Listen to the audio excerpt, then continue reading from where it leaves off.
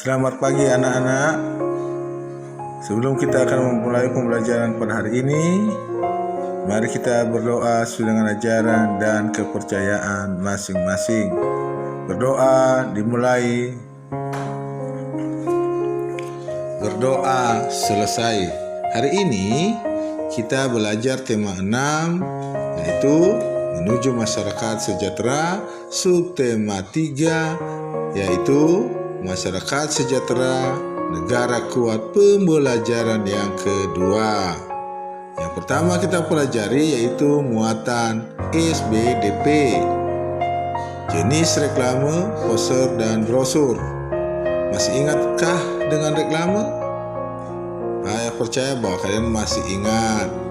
Reklame yaitu cara untuk mempromosikan, memperkenalkan produk serta kegiatan tertentu kepada masyarakat. Jenis reklame yang sering kita temui di jalan umum yaitu poster dan brosur. Poster adalah reklame berupa selembar kertas dengan ukuran lebih besar yang berisi informasi disertai gambar yang menarik. Poster biasanya diletakkan dan dipajang di tempat umum atau tempat yang sudah disediakan. Di dalam poster terdapat judul poster, nama penyelenggara, informasi terkait isi poster, dan kontak yang dapat dihubungi. Nah, ini contoh poster. Ini ada satu contoh poster. Bapak berikan contoh poster ini sesuai dengan keadaan kita sekarang, yaitu tentang COVID-19. Nah, ini contoh yang kedua. Ya, perhatikan baik-baik. Mengertikan anak-anak? Nah, sekarang kita ke brosur. Salah satu jenis reklame lainnya adalah brosur. Brosur adalah reklame berupa lembar kertas yang bisa dibagikan kepada masyarakat di jalan umum, yaitu dibagi-bagi di jalan biasanya. Ya, ukuran brosur lebih kecil dari poster. Brosur berisi informasi atau memperkenalkan suatu produk. Sama seperti poster, brosur juga terdapat judul, nama penyelenggara, informasi terkait isi brosur, dan kontak yang dapat dihubungi. Nah, berikut ini gambar dari brosur. Nah, ini gambarnya. Itu kan bisa dilipat dua, ada tengahnya itu. Nah, itu biasanya dibagi-bagikan di jalan. Nah, ini ada lomba cerpen anak. Saya percaya bahwa anak-anak sudah mengerti. Ya. Nah, ini sekarang kita masuk ke muatan bahasa Indonesia. Hari ini kita belajar menentukan gagasan utama dari teks yang didengar. Gagasan utama dapat ditemukan dari suatu teks yang kita dengar. Gagasan utama terletak di awal, tengah, atau akhir paragraf. Langkah-langkah yang dilakukan untuk menemukan gagasan utama dari teks yang dibacakan yaitu: 1. Dengarkan teks yang dibaca dengan sungguh-sungguh. Yang kedua, catatlah kalimat utama yang kamu peroleh dalam teks yang dibacakan. Dan yang ketiga, tentukan gagasan utama dari kalimat utama tersebut. Berikut ini ada contohnya, ya. Bacalah teks berikut dengan cermat. Judulnya Kebersihan Lingkungan Sekolah. Kebersihan merupakan salah satu hal yang sangat penting untuk menciptakan kesehatan lingkungan. Kebersihan juga berperan penting untuk menciptakan lingkungan yang nyaman dan tentram. Tentu saja, bila lingkungan yang kumuh akan menjadikan orang menjadi tidak nyaman untuk berlama-lama di lingkungan tersebut. Kebersihan adalah harga mutlak untuk mewujudkan lingkungan yang nyaman, termasuk lingkungan sekolah.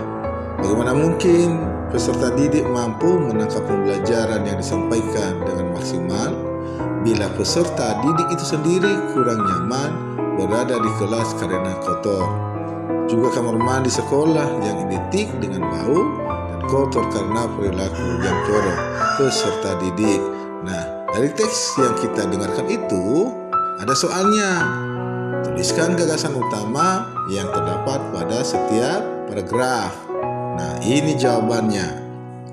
Paragraf 1, kebersihan dapat menciptakan lingkungan yang sehat. Nah, paragraf 2, manfaat kebersihan sekolah.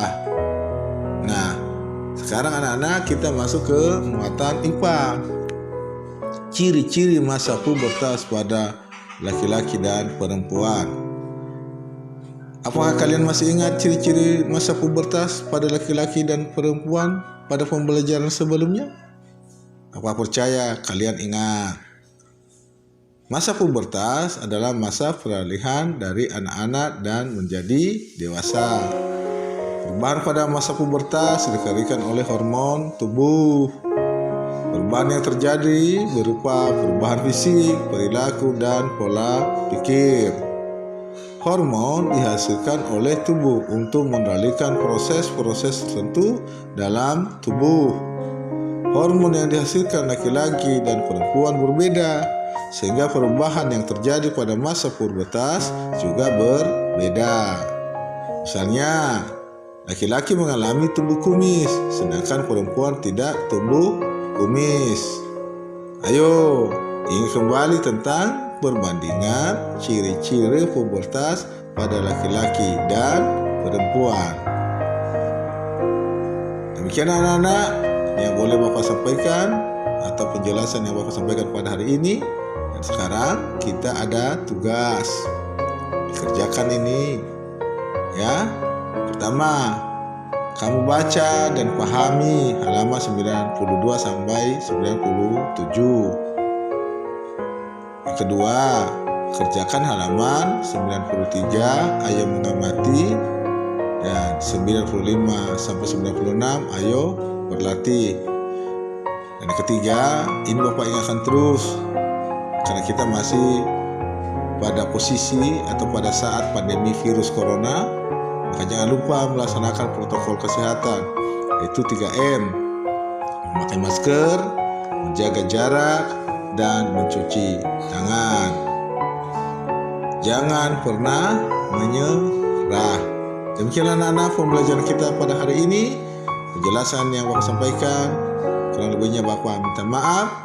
Dan mari kita menutup pembelajaran ini dengan berdoa sesuai dengan ajaran agama dan kepercayaan masing-masing. Berdoa dimulai. Berdoa selesai, sampai ketemu pada pembelajaran berikutnya.